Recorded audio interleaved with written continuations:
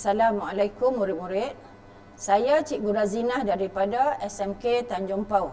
Hari ini kita akan belajar bab garis lurus matematik tingkatan 3. Kita akan menentukan titik persilangan garis lurus dengan kaedah penggantian.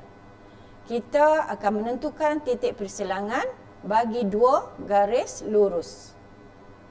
Macam mana kita akan tentukan titik persilangan bagi dua garis lurus? Kita boleh lukis kedua-dua garis lurus pada satah kertas yang sama dan kita tengok apakah titik persilangan daripada graf. Yang kedua, kita menyelesaikan persamaan serentak dengan menggunakan kaedah penggantian dan kaedah penghapusan. Di sini kita akan belajar menggunakan kaedah penggantian. Okey, kita tengok contoh 1. Tentukan titik persilangan bagi pasangan garis lurus menggunakan kaedah penggantian. Soalan A, X sama dengan 3, 2X sama dengan tambah Y sama dengan 10. 2X tambah Y sama dengan 10, kita akan gantikan X sama dengan 3 dalam tu. 2 darab 3 tambah Y sama dengan 10. 2 darab 3 ialah 6.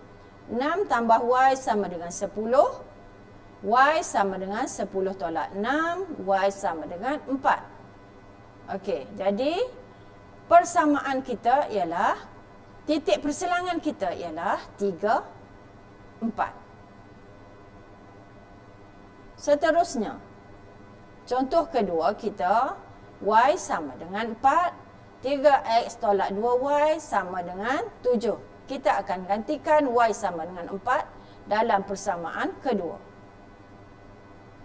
3X tolak 2 darab 4. 4 ialah daripada Y. 2 darab 4, 8. 3X tolak 8 sama dengan 7. Jadi, kita bawa 8 ke kanan. 3X sama dengan 7 tambah 8. 15. 3X sama dengan 15.